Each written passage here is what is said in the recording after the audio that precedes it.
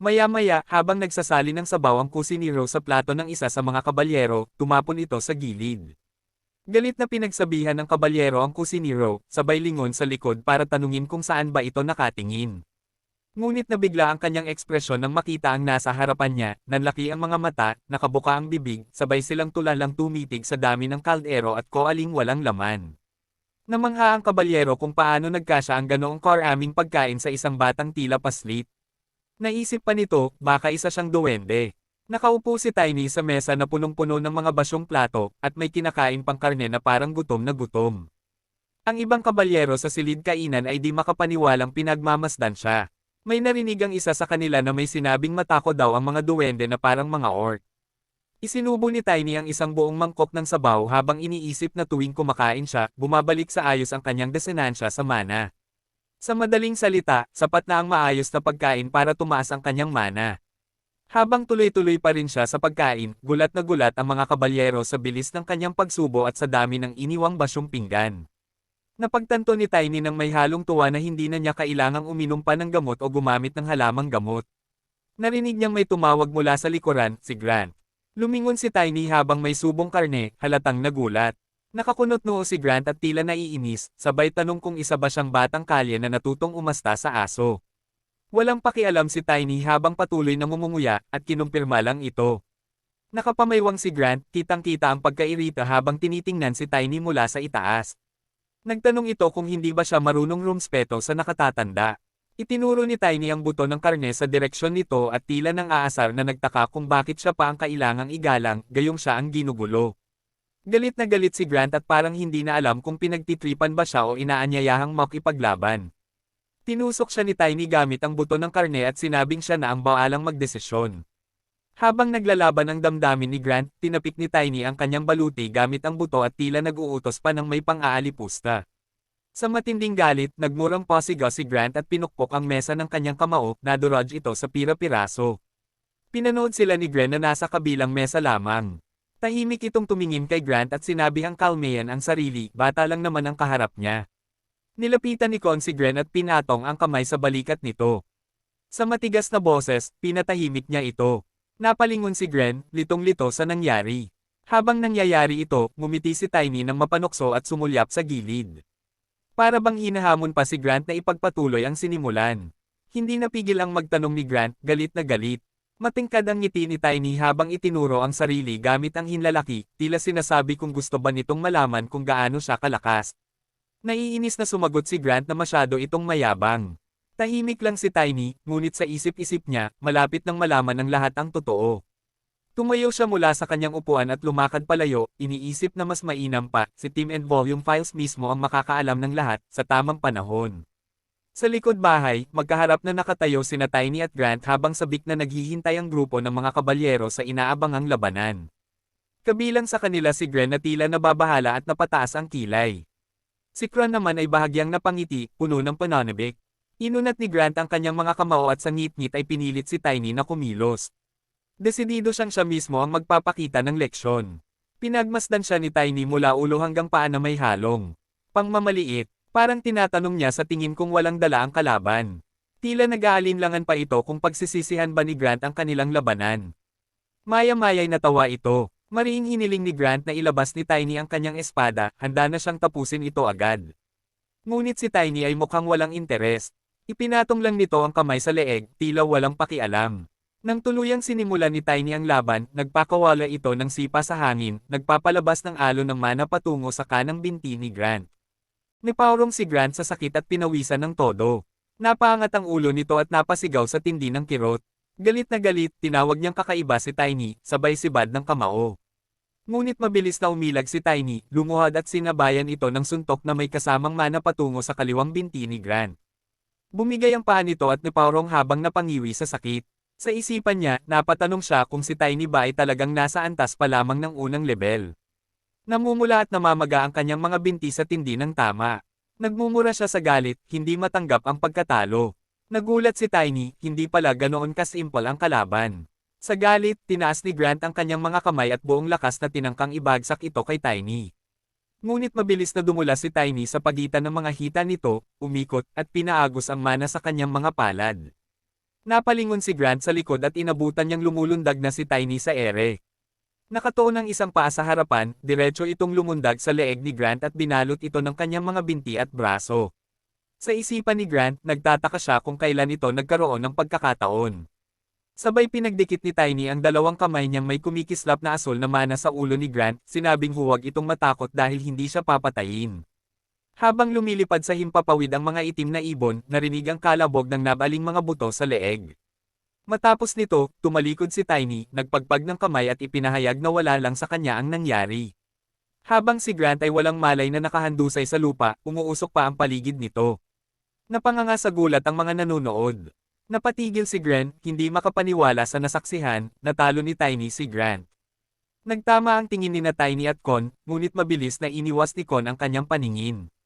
Malinaw sa lahat na sadyang pinahiya ni Tiny si Grant sa harap ng lahat at hindi man lang gumamit ng tulong ng Lunar Wolf. Habang buhat-buhat palabas ng mga kabalyero ang walang malay na si Grant, ramdam ni Tiny na kakaunti lang ang makakagawa ng ganoon. Sigurado na siyang hindi na siya basta-basta mapapaalis ni Time and the Files. Mataas na ang tsansa na magtagumpay siya sa kanyang plano. Napalawak ang kanyang mga mata sa tuwa ngunit hindi niya na maaninag ng maayos ang paligid, lahat ay parang malabo. Napahapay siya at nawalan ng balanse, tuluyang natamba sa pagod. Sa isip niya, ito'y inaasahan naman. Napaisip siya kung nasobrahan ba siya sa paggamit ng lakas. Naalala niya kung paanong ginamit niya ang mana habang hawak ang ulo ni Grant. Para sa kanya, wala nang ibang paraan, ito lang ang tanging opsyon para mapagtagumpayan ang agwat sa kanilang mga antas. Kailangang gamitin ang mana sa hindi inaasahang sandali. Muling nakuha ni Tiny ang balanse at nanatiling nakatayo. Inisip niyang kung sa dati niyang buhay ito nangyari, tiyak na mahihirapan siya. Noon, mas mabilis ang pisikal na pag-recover ng manatol, pero may mga pagkakataon na bumabagal ito. Ngayon, buong-buo na ang pagsasanib ng kanyang katawan at ng mana kaya hindi na niya ito kailangang alalahanin. Tumayo siyang tuwid, inilagay ang mga kamay sa baywang, at masayang ngumiti habang ipinikit ang mga mata. Tiningnan niya ang kanyang kamay na kumikislap sa mana at napangiti, kahit ang dagdag na pagsasanay ay tila mas madali na ngayon. Tiningnan niya ang kanyang kamao at napagtanto na maaari pa siyang maging mas malakas kaysa dati. Makalipas ang ilang sandali, dumaan ang isang butler na may hawak na bote, kasunod ang mga dalang pagkain ng mga kasambahay sa pasilyo. Lumabas na tama ang hinala ni Tiny, si Tim and Volume Files nga ang may pagkanan ng lahat ng ito. Sa isang malawak at marangyang silid kainan, nakaupo si Tim and Volume Files sa malaking mesa habang maingat na inilalatag ng mga lingkod ang mga pagkain. Sa sarili nito, inamin niyang mababa ang naging tingin niya kay Tiny. At sa harap niya, nakaluhod si Tiny na may paggalang na nakayuko ang ulo. Nagpasalamat si Tiny kay Team Andolphiles para sa tiwala at sa pagbibigay ng pagkakataong mapatunayan ang sarili. Umupo siya sa mesa at tumingin sa pagkaing iniabot ng kasambahay, isang piraso ng karne. Napansin ni Team Andolphiles ang interes sa mga mata ng bata kaya't sinabi nitong gawa iyon mula sa they. Habang may hawak pa ring pipe sa bibig, idinagdag pa niyang marami pa raw ibang putahe, kaya't ipagpatuloy lang ni Tiny ang pagkain hanggang sa mabusog. Ngumiti si Tiny sa tuwa at sinabing sapat na raw iyon para sa almusal. Ibinaba ni Team Andolphiles ang kanyang pipe, ngumiti, at pabirong sinabi na tila kakaiba raw iyon. Akala niya, ang lakas na ipinamalas ni Tiny, na sapat para itapon ng isang night, ay bunga ng magandang gana sa pagkain. Hawak ang mga kubyertos sa parehong kamay, ipinaliwanag ni Tiny na naging pabaya lang siya. Napansin ni Team Andolphiles ang pagiging mapagkumbaba ng bata. Inamin niyang nasasabik siyang makita kung ano pa ang maaaring maging kapalaran nito. May panghihinayang si Team Andolphiles na wala silang guro na maaaring gumabay sa isang henyo na gaya ni Tiny. Pero sinabi naman ni Tiny na alam niyang karamihan sa mga knight na nabanggit ay natuto lamang sa sarili, nang walang gabay ng guro. Tumingin sa kanya si Team Andolphiles nang may interes, at napatawa sa pagdududa. Maingat na pinutol ni Tiny ang karne gamit ang kubyertos at sinabing sa huli, ang tunay na lakas ay mula sa Diyos. Ngumiti si Team Andolphiles sa sinabi nito at tinanong kung nag-aaral ba ito ng kasaysayan. Pagkatapos, idinagdag pa niyang mukhang marunong din ito ng wastong asal sa hapag na malinaw na hindi ito isang karaniwang bata. Maingat na isinubo ni Tiny ang karne gamit ang tinidor at inisip na natutunan na niya ang lahat ng ito sa isang naunang buhay.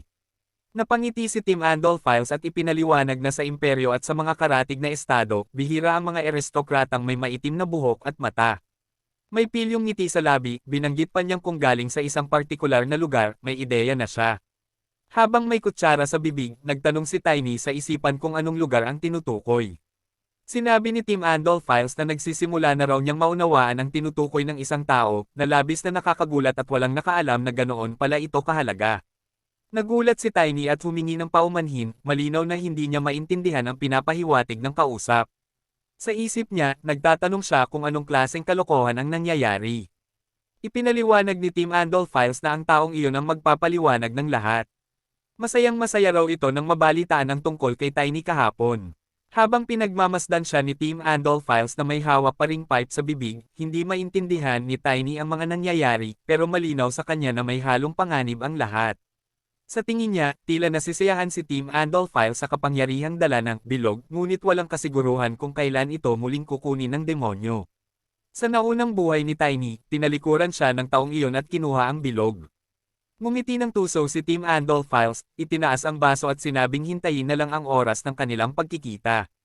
Isang taong napakabihira na ni hindi kayang maisip ni Tiny. Sa isip niya, siguradong magagamit nito iyon ng husto.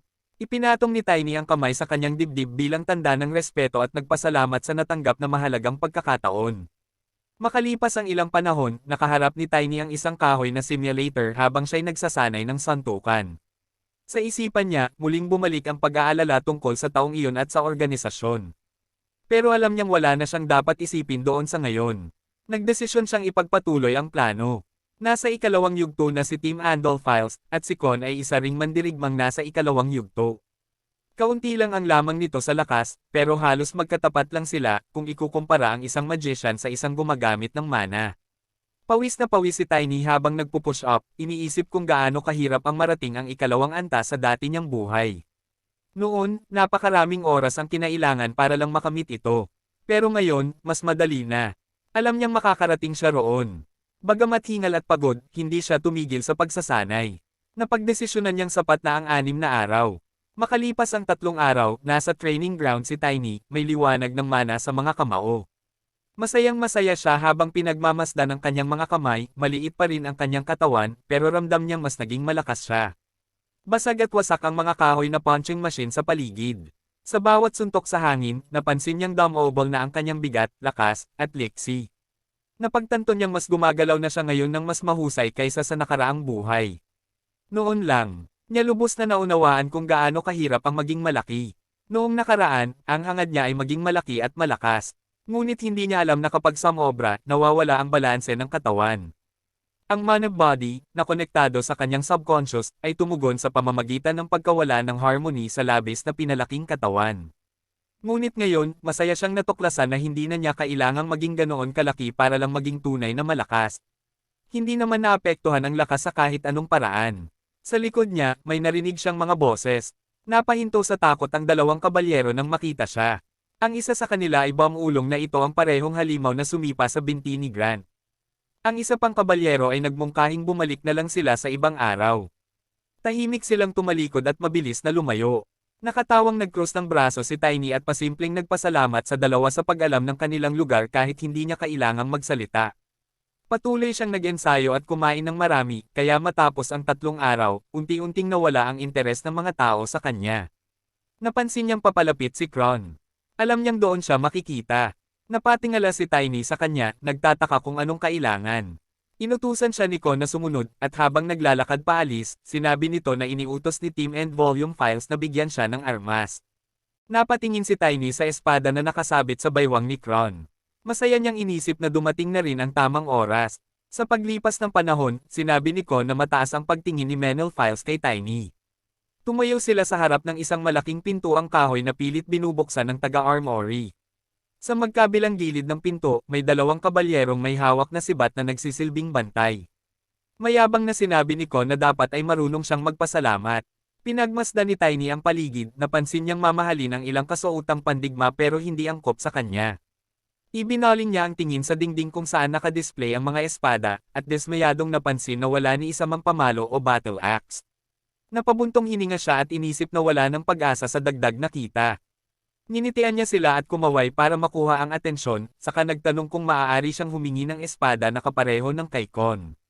Abot tay nga ang ngisi ni Con habang hawak ang kanyang espada at patutsyadang nagtanong kung mukhang basura ba ito. Ipinaliwanag niyang isang mahalagang artifact ito na tinatawag na Zorro, gawa ng kilalang panday na si Rogers. Ipinagmalaki niya ang kanyang espada na kumikislap ng asul na mana at sinabing huwag daw maghangad si Tiny ng higit sa nararapat sa antas niya. Tahimik na nag-isip si Tiny kung gaano karaming dugo at pawis ang ginugol para makalikha ng ganoong klaseng espada. Sa kanya sinabi na kung usapang antas lang din, mas bagay nga sa kanya ang espada. Nainas si Con at nagtanong ng masama, pero mapang-asar na ipinaliwanag ni Tiny na nararapat lang na may maganda siyang armas para sa kapakanan ni Team Andalphiles. Galit na galit si Kron sa kapal ng mukha ni Tiny at malakas na nagtanong kung naghahanap ba ito ng gulo. Umalangaw-ngaw ang sigaw niya sa labas ng armory at napatingin sa pinto ang mga bantay, halatang kinakabahan. Mapanatag na tinanong ni Tiny kung hindi ba niya gusto ang sinabi niya, bakit hindi na lang sila maglaban para malaman kung sino ang mas malakas. Hinawakan niya ang dulo ng espada habang may tusong ngiti sa mukha at nagbiro pa na kung matalo siya, pwede siyang pugutan ng ulo. Uminit lalo ang ulo ni Con, namula ang mga mata sa galit, at halos lumuwa ang laway sa sigaw ng kabaliwan niya. Bigla, may malakas na ingay mula sa labas ng pinto. Napalingon sa takot ang mga bantay. May boses mula sa kabila na humihingi ng tawad kay Con at nagsabing magpapakabit na raw siya mula ngayon. May isa sa mga bantay na halos dikit na sa pinto sa sobrang interes. Dahan-dahang bumukas ang pinto at sumilip si Tiny, nakapikit ang mga mata at hingal na hingal, nakasandal ang mga siko sa gilid. Nagulat ang mga bantay sa itsura niya. Puno ng pasa at galos ang buong katawan niya. Tahimik na nagtanong ang isa sa mga bantay kung si Con ba talaga ang nanakit sa bata. May isa pang nagkomento na kapag maliit ang katawan pero may talento, nagkakaproblema talaga. Binanggit niya na marahil totoo nga ang mga chismis. May isa pang bantay na nagtanong kung anong chismis iyon, at sinagot siya ng kasama na wala raw tiwala ang commander sa batang iyon, at marahil ay dahil pinaniniwalaang siya ang susunod na commander. Tahimik na pinisil ng isang kasambahay ang kanyang mga kamao, halatang nag-aalala. Sabi niya sa sarili, hindi dapat ganoon ang ginawa nila. Idinagdag pa niya na bata pa raw talaga ang lalaki. May isa pang tanong mula sa bantay, nababaliw na ba ang commander? Nagpa siya ang mga bantay at kasambahay na mula ngayon ay mag-iingat sila sa kilos at pananalita upang hindi nila ito makagalit. Samantala, pilit na bumabaybay si Tiny sa pasilyo habang ang kamay ay nakasandal sa espada niyang binalutan ng benda. Nakatayo sa gilid ang mga kasambahay na hindi maitago ang kanilang pagkabigla at pag-aalala. May isa na agad. Lumapit, inabot ang mga kamay at tinanong kung sino ang nanakit sa kanya. Sinabi ni Tiny na si Con ang nagsabing bibigyan siya ng sandata, kaya pumunta siya roon. Ganito ang nangyari. Napabuntong hininga sa kaba ang kasambahay. Habang dumadaan siya, may nakiusap na bumalik na muna siya sa kanyang silid at magpahinga. Idinagdag pa nito na magsabi lang siya kung kailangan niya ng anuman. Nagpasalamat si Tiny. Makalipas ang kaunting sandali, nasa ibang lugar na siya. Nakaupo noon si Team Andalphile sa isang upuan habang nakaabot ang kanyang kamay na may hawak na baso. Ang taga-silbi ay nagsimulang magbuhos ng likido mula sa isang florera papunta sa baso. Habang nakatitig sa laman nito, tinanong ni Team Andalphiles kung ano na ang nangyari sa mga biktima. Yumuko ang taga-silbi at iniulat na nasa ilalim na ang mga ito ng kanyang kapangyarihan. Nais niyang malaman kung ang mga bangkay ay mula na naman sa grupo ng mga lobo. Kumpirmado ito ng taga-silbi. Napakunot noo si Team Andalphiles at malungkot na tumitig sa kawalan. Sa isip niya, tuluyan nang nabaligtad ang mundo ng mga mananakop dahil sa batang iyon. Pinauwi niya ang taga-silbi matapos sabihin na hindi rin naman ito maiintindihan ang mga iniisip niya, kaya't pansamantala niyang babalay-walayin ang mga ganitong bagay. Naniniwala siyang ilang araw na lang, kapag nakumpirma ang angkan ng bata, tuluyan nang magbubukas ang daan patungo sa tagumpay. Sa imahinasyon niya, nakikita niyang tumutulo ang dugong pula mula sa daliri ni Tiny papunta sa kanyang palad. Nanginig ang hawak niyang baso ng alak habang iniisip na may iisa lang siyang problema, kapag nalamang hindi pala talaga mula sa angkan ng bata, hindi lang si Tiny ang mamimiligrong mawala kundi pati na rin siya. Patuloy siyang nag-isip kapag nagkataon, siguradong mapapahamak sila ng mga pinuno ng grupo ng lobo. Pero kumbinsido siyang hindi ito mangyayari. Sa asal, kilos, at kaalaman ni Tiny, batid niyang hindi ito basta-basta lang. Hindi posible para sa isang karaniwang bata na talunin ang isang kabalyero sa murang edad, maliban na lang kung natutunan nito ang lihim na teknik ng kanilang pamilya. Bukod pa roon, kapansin-pansin ang kanyang madilim na mga mata at buhok. Sa kanyang paghiga sa kama, malalim ang buntong hininga na kanyang binitiwan. Para sa kanya, sapat na ebidensya na iyon. Tinakpan niya ang sarili ng kumot at inilagay ang kamay sa ilalim ng kanyang ulo habang sabik na hinihintay ang araw ng pagkikita nila ng tinutukoy niyang tao. Bigla siyang napatigil sa pag-iisip ng makarinig ng kakaibang tunog. Hindi niya ito gaanong pinansin sa una, pero kalaunan ay narinig niya uli ito, ngunit mas mahaba na. Napakunot noo siya. Mas lumakas pa ang tunog, kaya't naisip niyang baka babala ito mula sa mahika.